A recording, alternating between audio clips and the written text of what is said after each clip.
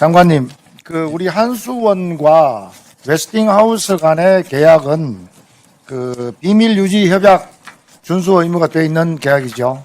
네, 그렇게 알고 있습니다. 그런데 언론에 왜 이게 나왔습니까? 어떤 경로로 나왔습니까? 참 답답하고 안타깝습니다.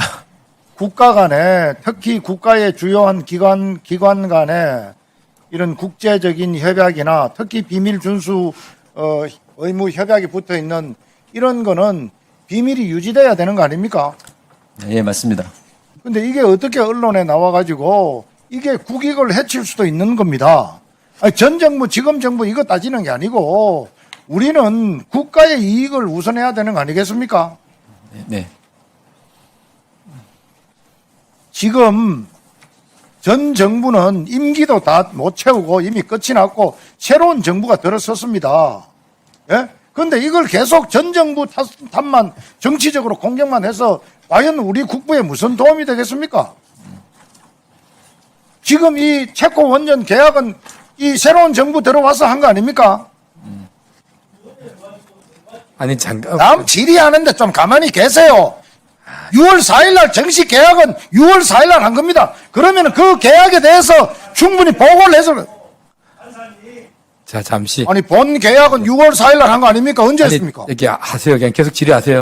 이렇게까지 하면서 원전 수주에 매달린 이유, 결국 윤석열 전 대통령과 연결될 수밖에 없습니다. 윤 전 대통령은 대선 후보 시절부터 문재인 정부의 탈원전 정책을 비난하며 원전 최강국 건설을 주장했는데요.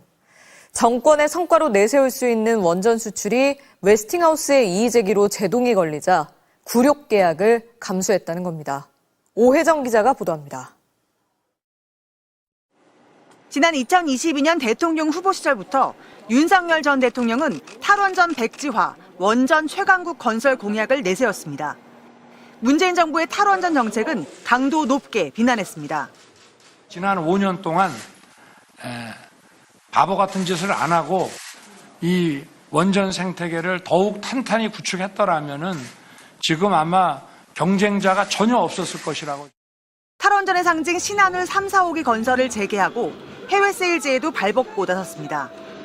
이집트와 루마니아의 원전 공사 일부를 따냈고 2030년 원전 10기 수출 청사진도 제시했습니다.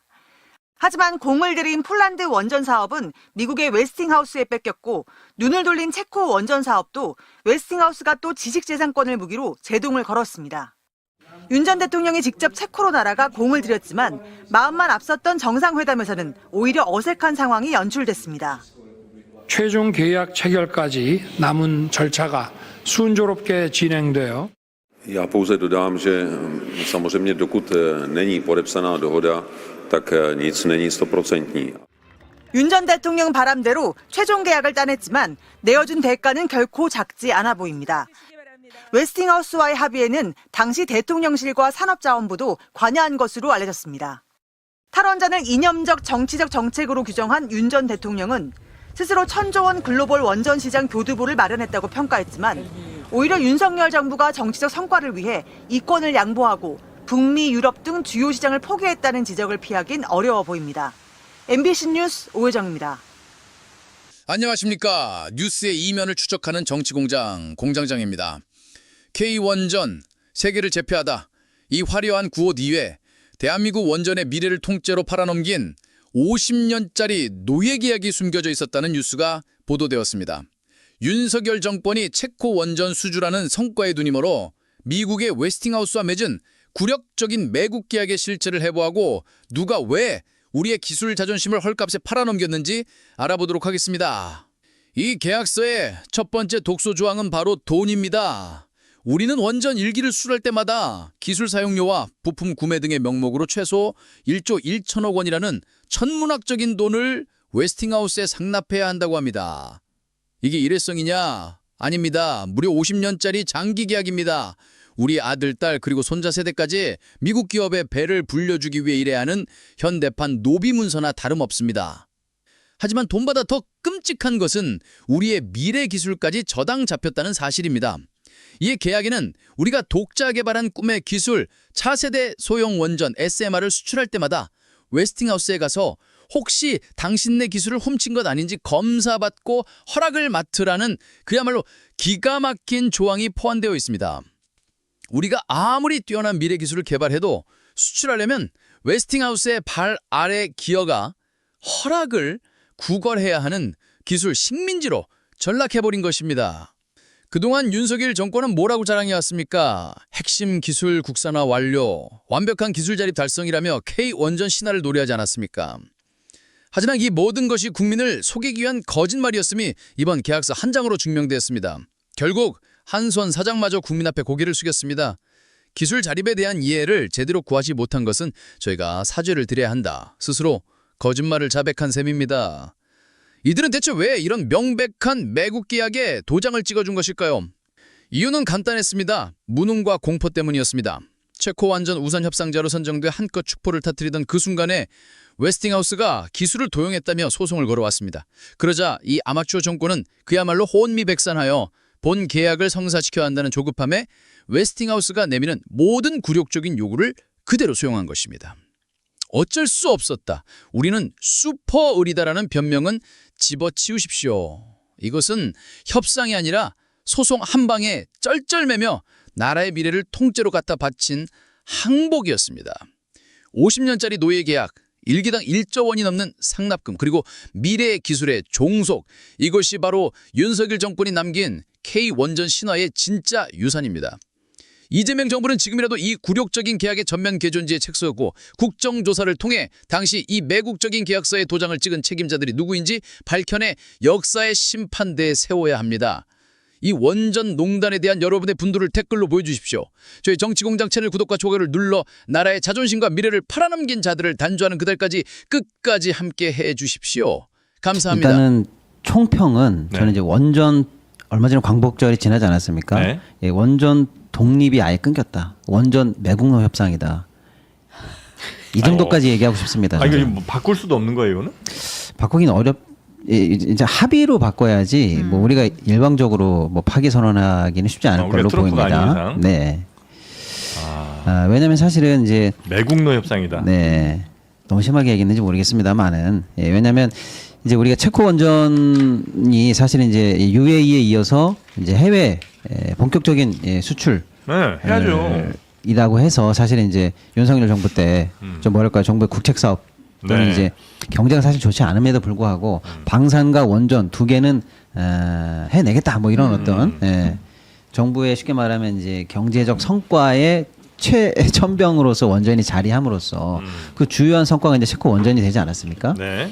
근데 일단은 우선 협상자 지위를 얻었었어요. 그래서 이제 그런데 우리가 우선 협상이 되자마자 미국이 태클을 겁니다. 예. 네. 이거는 우리가 원천 기술이 있는 거야. 지적재산권이 우리한테 그랬죠. 있어. 그래서 그때 욕 많이 했죠, 웨스팅하우스 미국. 그러니까 너희는 함부로 하면 안 돼. 예. 이렇게 했고 미국이 항의를 하자 유럽 앞마당에서 우리한테 졌던 프랑스가 쟤네가 저렇게 항의를 받는 회사니까 본계약하면 안 돼라고 해서 프랑스도 다시 행정소송인가 그렇죠, 그때. 예, 이의를 제기했었던 예. 상황이었는데 예. 그러니까 우리는 미국과 프랑스 여기로부터 다 사실 공격을 받는 상황이었고 음. 체코 입장에서는 사실은 강대국의 눈치를 안 볼 수 없는 상황 아니겠습니까? 특히 이제 미국 쪽의 압박이 셌던 것 같아요. 네. 그래서 이 문제 해결 못하면 본계약 못한다 이런 입장이 최종적으로 나온 것 같습니다. 이제 다급해진 우리 정부가 우리가 그동안 쭉 해왔던 원전 기술의 독립 또 그 우수성 뭐 이런 거를 놓고 협상을 한 게 아니라 네. 미국의 불만을 어떤 식으로든 해결하고 본계약을 체코랑 해결하기 위해서 굴욕적으로 웨스팅하우스가 제시하는 여러 가지 요건들을 다 받아준 계약이 아니겠는가. 되게 급했던 것 같아요. 그렇습니다. 네. 그렇게 보일 수밖에 없는 게 저도 이제 뭐 사기업에서 이런 계약 업무 많이 해봤습니다만은 너무나 불리하고 뭐 거의 뭐 이 옛날 식민 시대 때 네. 강대국이 후진국 상대로 강압적으로 계약하는 수준으로 보이는 자존심 상하는 조항도 너무 많고 그래서 이대로 가면은 우리나라 원전 산업에 과연 이게 도움이 되는 계약일까 의심스러운 그런 부분이 많습니다. 거의 뭐 늑약 수준이라고 지금 보시는 거죠. 네네. 예, 근데 네. 거기서 좀 더해 봐야 되는 게 원전 산업이라는 게 저는 뭐 산업을 워낙 좋아하잖아요. 제조업도 네. 좋아하고. 근데 오늘 오전에 좀 원전업계 계신 분들하고도 통화도 좀 해보고 막 그랬어요? 그랬어요. 예. 근데 그러니까 1차적으로 그 원전업계가 가지고 있는 문제 중에 하나가 이게 원전 산업의 특성이기도 해요. 네. 이게 국가 간의 계약이고 실제 일은 기업이 하잖아요. 그러면 이제 한수원이 계약을 하는데 그러면 국가 간에 뭐가 없냐? 그러면은 항상 원전 계약이 있고 나면 뒷말이 나와요. 예전에 바라카 원전, UAE 원전 같은 경우에도 뭐 군사 지원한 거 아니냐? 아니면은 뭐 보너스로 이렇게 상 준 거 아니냐? 네. 뭐 원전 폐기물을 한국에다 보내기로 한 거 아니냐? 이런 식의 뒷말들이 많이 나오는데 내용이 다 공개가 안 되죠 보통. 네, 계약할 공개가 때. 좀 안 네, 되고 네. 그 딜을 하는 그 범위도 딱 그 비즈니스 범위만 하질 않아요. 뭐 그럴 수는 있겠네요. 예, 그러니까 그러면은 그거는 원전업계가 좀 고민을 좀 해봐야 될 거예요. 이거를 어떻게 하면은 이런 식의 비즈니스임에도 불구하고 그 국민들로부터 신뢰를 얻을 것인가. 이게 매번 이렇잖아요. 그 전에도 뭐 바라카 원전도 처음에 수주한다고 굉장히 환호했다가 뒤에 보니까 이거 뭐야 하다가 결국은 또 사고가 났었고. 체코 원전도 수주 당시에는 굉장히 환호했지만 또 이게 뭐야 그랬을 때 실제로 이 계약이 얼마나 불평등한 계약인지에 대해서는 좀 따져볼 필요는 있어요. 왜냐하면 제가 원전업계랑 좀 얘기를 해본 거에서 바라카 원전에 비해서 그렇게까지 불리해 보이지 않아요. 왜냐면은 웨스팅하우스와의 계약이요.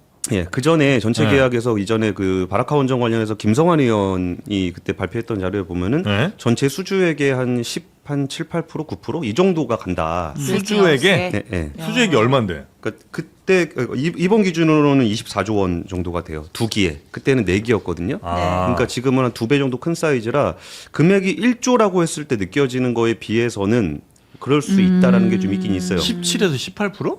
예, 그때는 그렇게 김성환 의원실에서 발표를 했었어요. 근데 그게 지금은 24조 원 중에 2조니까 2조니까 보면 좀 적다. 예, 그래서 아직 그 부분만 가지고 판단하기는 좀 어려워서 합의 내용에 또 뭐가 들어갔는지를 좀 봐야 된다는 거고 예를 들어서 체코에다가도 많이 줘야 돼요. 네. 체코에도 한 30% 이상 줘야 되는데 그 부분은 사실 그렇게까지 아쉬워할 필요는 없어요. 왜 그러냐면은 원전이라는 게 중요한 기술도 있지만 거기에 이제 콘크리트 가지고 건물을 만들잖아요. 네. 건물 만들 때 뭐 철근하고 공구리 치고 거기에 사람 쓰고 이런 거는 굳이 한국에서 할 필요가 없어요. 그래서 그렇겠죠. 그 정도는 괜찮은 것 같고 웨스팅하우스에서 바라는 거는 웨스팅하우스도 이게 주기기나 이런 거를 납품할 정도의 능력은 없어요. 근데 그나마 좀 살아있는 데가 여기 보면은 그 제어 계측 이제 캐비넷 안에 들어있는 전산 네. 관련한 장비라든지 아니면은 펌프 회사 정도가 좀 살아남아 있다 그러더라고요 미국에. 그래서 그런데 업체를 좀 끼려 그러는 부분들이 분명히 있다. 근데 문제는 이 계약의 불확실성이 우리나라 안에서도 몇 번 끊겼거든요. 네. 이게 웨스팅하우스하고 계약을 맺어가지고 진행을 하다가 어느 순간 웨스팅하우스 계약을 끊어가지고 또 안 하다가 그 다음에 또 바라카 원전할 때 또 돈을 줬다가 그게 연장이 안 되고 또 끊겨갖고 다시 해서 50년 또 맺어놓은 거거든요. 그래서 이 부분에 대해서 그러면 우리는 계약서를 다 볼 수도 없고 할 때마다 뭔 사고 치는 것 같고 근데 믿어달라 그러는데 어떻게 믿냐는 거예요. 그래서 그 부분도 또 시간 지나고 나면 또 튀어나오고 그러니까 그 SMR은 아직 설계도도 다 안 만들었는데 네. 뭐 만들고 태어나지도 않은 애 데리고 얘 능력 있는지 검증했다 예. 그러면은 이거 내인지 보겠다고.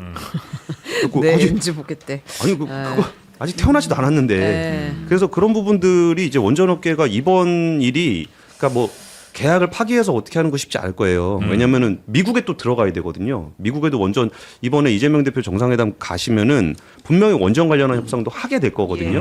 근데 그런 부분들에 대해서 우리가 좀 거기다 숟가락이라도 좀 올리려 그러면 미국도 필요해요. 원전 만들 수 있는 나라 우리나라밖에 없습니다. 네. 그러니까 필요하긴 한데 그 적정선을 어떻게 합의할 것인지에 대한 신뢰는 결국 거버넌스에서 나오거든요. 근데 거버넌스에 대한 신뢰도를 굉장히 적게 주고 있는 것 같고 이게 저는 이제 경제 쪽 하는 사람이니까 이렇게 얘기하는데 네. 정치하시는 분들 입장에서는 이거는 진짜 그 당시에 도대체 무슨 일이 있었던 거야가 제일 궁금하실 거 아니에요. 그래서 그런 부분에 대한 신뢰를 못 주고 있는 게 네. 원전 산업의 어떤 구조적인 그 변화를 필요로 하는 영역인 것 같아요. 아니, 그러니까 예를 들어서 뭐 한 기에 12조인데 이번에 1조 어치를 줘야 된다. 나는 이제 그건 그럴 수 있다고 본다니까요. 뭐 충분히 뭐 계약하는 데 있어서 이번 유럽 첫 진출이고 네. 뭐 웨스팅하우스가 이렇게 시비 많이 거니까 오케이 한 번은 내가 그렇게 해줄게.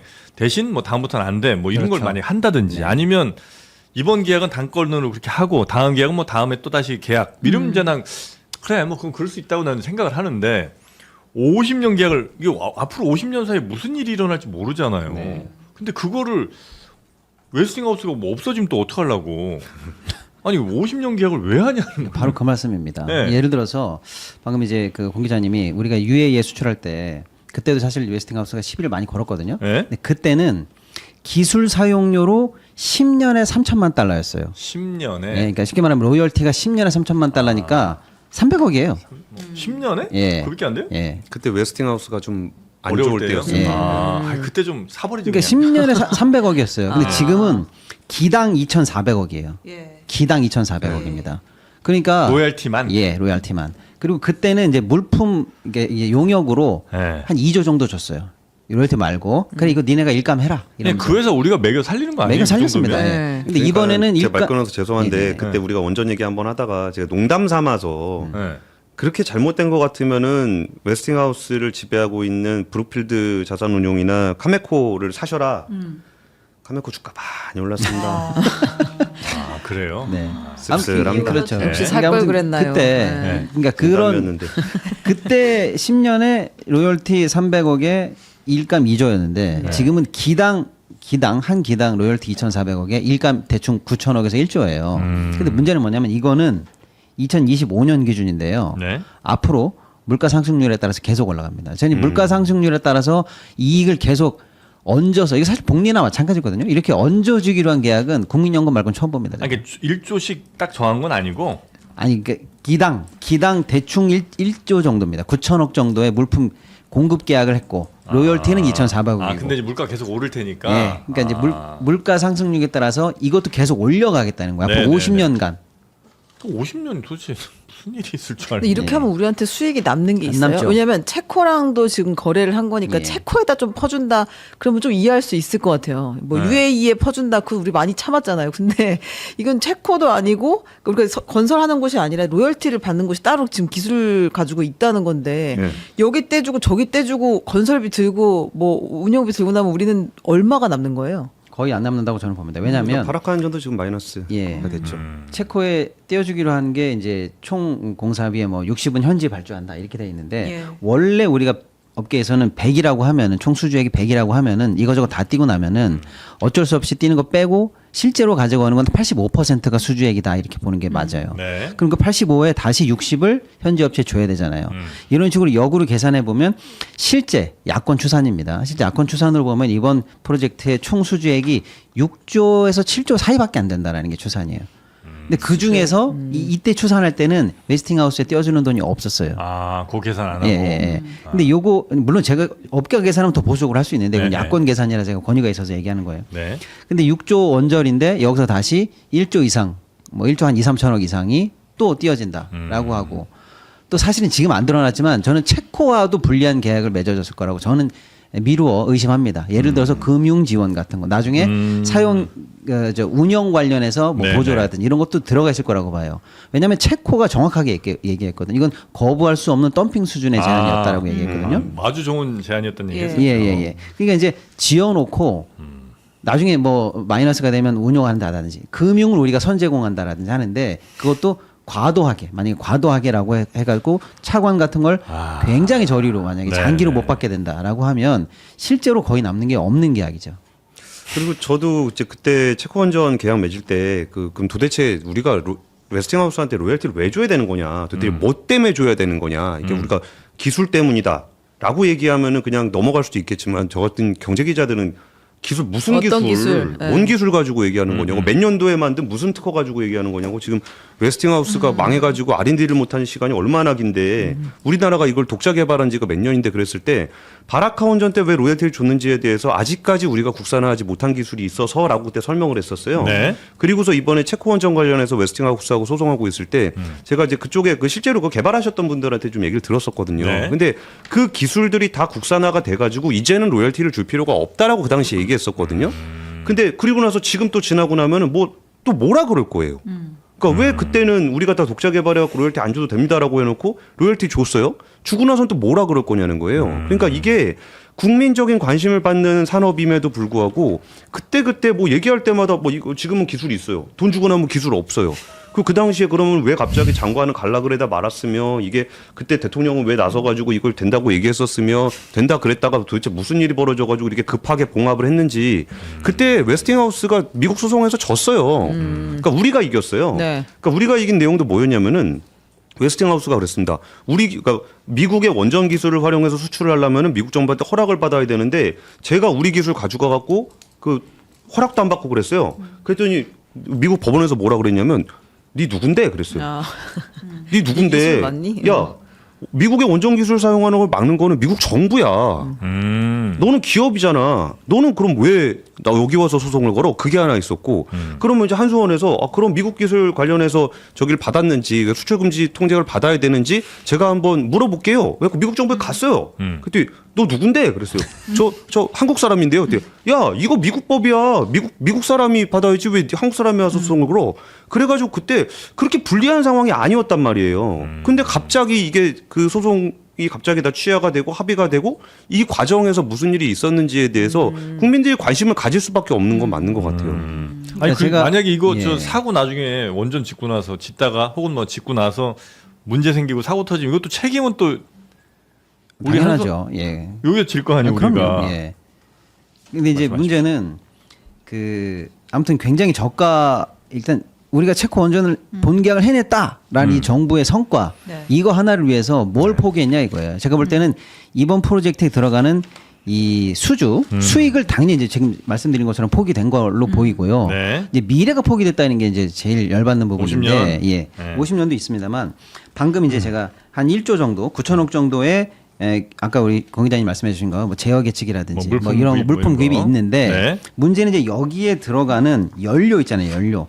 왜냐면 체코랑 사우디아라비아에 소재한 원전을 한국이 지을 경우에는 연료의 100%를 웨스팅하우스가 공급한다 이렇게 돼 있어요. 여기 연료 공급 능력이 있는 회사는 맞아요. 모 회사가 우라늄 회사예요. 100%를 공급받다. 그러니까 그야말로 완전히 빨대가 꽂힌 거죠. 그 다음에 예. 딴 데서 못 사고 못 사고요. 무조건 얘네 거 사줘야 돼요. 그다음에 그래요? 나머지 전 세계 지역에 대해서는 50% 한국이 수주하면 50% 이상 우리 거 써, 우리 연료 써 이렇게 돼 있어요. 그러니까 우리는 앞으로 전 세계에 있는 모든 원전 영업을 해도 기당 이렇게 로열티랑 물품기랑 제어 계측 시스템을 써야 되고 연료도 얘네 거 이상을 50% 써야 되는데 왜 체코와 사우디가 들어갔냐? 네. 체코랑 사우디에서 우리가 수주할 가능성이 높거든요. 그렇죠. 그러니까 이런 것까지 다 알고 있었다는 얘기예요. 얘네들은 진짜 좋네. 알아서 지어줘. 그러니까. 연료도 계속 앞으로 네. 써줘. 그러니까 뭐냐면요. 얘네들 보고 야 우리 안 해 그러면 이렇게 불리한 계약 안 해. 우리 독자성 인정해 줄 때까지 나도 안 할 거야. 이러고 파토를 내면은 얘네도 힘들어. 왜냐? 얘네는 못 그렇겠죠. 지어요. 네. 예. 말려 지적 죽이는 거 자산권만 어때요? 있다고 주장하는 거지 못 지어요. 네. 그러니까 두어 번 말라 죽었던 애들이다. 아, 이미 말라 진짜로 죽었네. 말라 죽지. 아, 좀비처럼 살아 있는 거예요? 예, 예. 아. 그러니까 일본에다 빨대 꽂아갖고 도시바를 망하게 한 회사가 아. 웨스팅하우스입니다. 그러니까 우리가 정부가 성과를 내야 된다는 거에만 집착하지 않고 네. 우리가 거꾸로 얘네들을 벼랑 끝으로 몰면서 이참에 모든 걸 끝내자. 체코 수익 다 줄 테니까 우리 기술 인정해 줘라라든지 예? 이렇게 할 수도 있었는데 오히려 지금까지 얘네들이 요구했던 모든 불리한 얘기를 우리가 다 받아주면서 아까 공인날 말씀하신 것처럼 우리 원전 업계에서 지금까지 해내려고 했던 그 수많은 기술 개발, 원전 독립 이런 것들이 다 지금 물거품으로 만들었어요. 이거 근데 뒤엎을 방법은 없어요? 웨스팅하우스가 없어지면 계약이 끝나는 건가요? 그러면은 그 기술을 또 누가 사겠죠. 아, 이거 그냥 계속 대물림 되는 빚이에요? 그렇죠. 너무 끔찍한 일인 거 아니에요? 끔찍한 이거? 일이 됐어요. 그다음에 이제 문제는 원전 말고 아까 살짝 얘기 나왔습니다만 SMR 관련해서 현재 세계적으로 주목을 받고 있잖아요. 네. 각국이 지금 뭐 데이터 센터니 뭐 연료 에너지니 뭐 전기니 해가지고 난립니다. 심지어는 뉴욕은 시내 한복판 SMR을 지금 놓는 걸 검토할 정도라고 하니 이게 지금 사실 우리나라 원전업계의 차세대 먹거리로 일단은 각광을 받고 있는데 문제는 뭐냐? 할 때마다 검사 받아. 할 때마다 이 기술이 내 기술인지 아닌지 너는 나한테 검증을 받아야 된다고 의무적 절차로 여기다 넣어놨어요. 근데 결정도 근데 거기서 할 거 아니에요? 결정도 얘네들이 이제 얼마나 웃기냐면 야 그럼 검사해줘 이렇게 하면은 싫어 좋아 이 말을 해야 되는데 안 할 수 있습니다. 아 검사를 안 해줄 수도 안 있어요. 해줘. 아, 안 그럼 계속 해주면은 기다려야 돼. 기다려야 돼. 안 해주면은 이제 제3기관에 넘어가는데 그것도 미국 한정으로 넘긴다는 거예요. 근데 그럼 미국이 뭐 공정하게 하겠지? 아니에요. 방금 공 기자님이 아주 굉장히 크리틱하는 부분을 얘기했는데 뭐냐면 우리가 막 이렇게 얘기하니까 웨스팅하우스가 저거 우리나라 저 미국 기술인데 쟤네들이 마음대로 수출해요. 그리고 미국에 따졌거든요. 근데 그때 이제 기각된 게 너는 원고 적격이 없어. 이건 정부가 할 수 있는 거지. 너는 빠져 이렇게 빠졌거든요. 그러면 우리가 이긴 것처럼 보이니까 우리가 진짜 이겼다고 확인을 받기 위해서 우리가 거꾸로 미국 국무부나 이런 데 얘기를 했단 말이에요. 그랬더니 얘네들이 답을 안 해줍니다. 안 해줬어요. 왜냐? 답을 해주면 또 우리가 유리할 것 같거든. 그러니까 얘네도 우리가 이쁜 건 아니에요. 그리고 이제 웨스팅하우스의 주 본거지가 또 격전지예요. 대선에 필라델피아 이쪽이거든요. 그러니까 굳이 말하자면 한국 편을 들어줄 이유는 없어요. 그러니까 내버려 두는 거예요. 그런 상황이 이제 미국의 정서인데 이 상황에서 미국 업체한테 다시 한번 검증을 받으라고 하면은 사실은 SMR 관련해서도 거의 영원히 족쇄가 지금 잘못하면 채워지는 거 아니냐. 그러니까 저는 되게 안타까웠던 게, 그러니까 제가 얼마 전에 두산 에너빌리티 창원에 SMR 만드는 공장을 갔다 왔거든요. 근데 진짜 그 세계 최대의 단조 장비를 갖추고서 실제로 SMR을 만들고 있어요. 그 뉴스케일이라는 회사가 지금 만들고 있는 가나 프로젝트가 12개짜리가 있는데 그걸 실제로 만들고 있고 그거 제대로 만들 수 있는 회사 두산 에너빌리티밖에 없을 거예요. 그 창원에는 거기에 원전 관련한 그 협력 업체들이 굉장히 많이 있어요. 그러면서 진짜 그 힘든 원전이 잘 안 지어졌던 그 시기를 혹독하게 견디면서 기술 개발해서 어느 정도 산업 생태계를 갖추고 있기 때문에 우리가 어디 가서 큰 소리 칠 수 있는 거거든요. 그런데 이런 계약들 있잖아요. 실제적인 의사결정을 하는 사람들의 어떤 그런 패턴들, 이해관계 이런 것 때문에 정작 거기서 산업 생태계를 구축하고 만드는 사람들은 이런 거 하나 할 때마다 벌벌벌벌 떨고 있어요. 오늘도 취재하는데 얘기하는데 아 근데 공 기자님 그거 너무 부정적으로 얘기하면 예전처럼 또 그러면 어떡해요. 뭐 그래가지고 그런 얘기 자꾸 하시는데 좀 먹고 사는 사람들이 잘 살 수 있게끔 하는 그 의사결정자들의 거버넌스가 훨씬 더 투명해져야 되고 좀 더 솔직해져야 되고 산업 외 다른 목적이 좀 개입되는 거는 정말 조심해야 되는 것 같아요. 네네네. 특검 갑니까? 아, 저는 그렇게 가야 된다고 원전 봅니다. 특검. 왜냐하면 네. 왜냐면 우리가 이 정치인들이나 행정에 이제 고위직에 있는 사람들이 나름대로 뭐 선이었다 이렇게 면피만 하고 넘어가는데 알고 보면 이게 충격적인 이야기 많거든요. 최근에 이제 뭐 지방자치단체 사례긴 합니다만은 용인의 경전철을 그때 놨는데 그게 뭐 어마어마하게 경제성이 있다라고 해서 사실은 각종 사업 보고서가 뻥튀기 돼가지고 막상 오픈해 보니까 어마어마한 적자가 돼서 사실 중단된 거 아닙니까? 그거는 누가 보더라도 행정에 과오가 있다라고 해서 현재 당시 시장이라든지 이런 쪽에 배상 책임이 있는 판결이 나오고 있어요.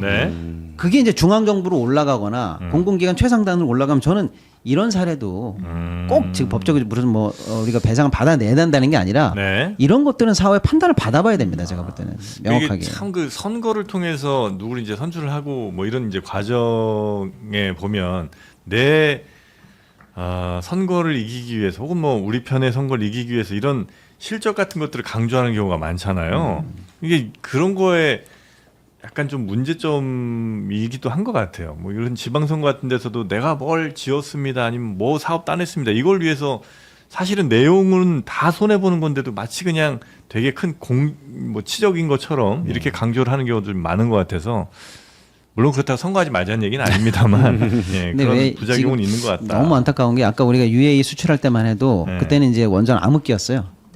그래서 일단 뭐 아무튼 그런데 지금은 오랜만에 만나는 사실은 뭐 국제적으로 보면 원전 르네상스입니다.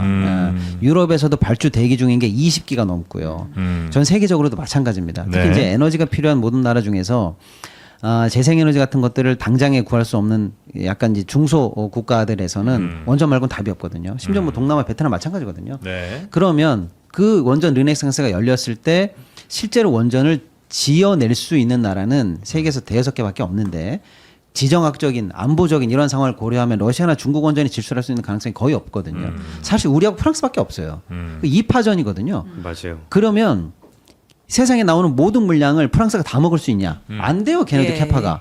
그럼 우리는 다 먹을 수 있냐? 우리도 안 돼요. 우리도 우리나라의 모든 컨소시엄이 다 합쳐서 지을 수 있는 캐파가 정해져 있거든요. 아무리 늘린다 하더라도 결국에는 우리에게 물량은 오게 돼 있거든요. 근데 이 어마어마한 거위에 배를 지금 가른 거 아니냐.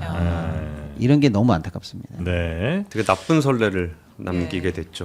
그리고 이제 뭐 딴 데 가서 계약할 때도 야 쟤네 호구래 그러면은 아니 뭐 몇 군데 되지도 않잖아요. 그 나라 사는 나라도 몇 개 안 되고 파는 국가도 몇 개로 별로 안 돼가지고 서로 다 알아요. 그리고 야 쟤네 뭐 이면으로 뭐 했대 이런 것들도 뭐 민간에 비공개된다 그러지 자기들끼리 비즈니스하는 입장에서는 저 웨스팅하우스도 얄미운 거 중에 하나가 SMR 관련해서 마케팅은 된대. 마케팅은 되는데 그러니까 마케팅하는 거는 허락 없이 되는데 만들 때는 돈 내라 이거죠. 그러니까 영업 끝내고 나면 그때 가서 돈 받으러 오겠대. 그러니까 SMR 기술이 자기네 원천 기술인지 아닌지는 검증을 받아야 되는데 그거는 마지막에 공급할 때 받으면 되고 너희들이 일단 독자니 뭐니 이름 써서 마음대로 마케팅을 해. 그러니까 물건은 찍어와. 마지막에 우리가 빨대 꽂을게. 입금될 때 나눠 먹자. 그렇죠. 와.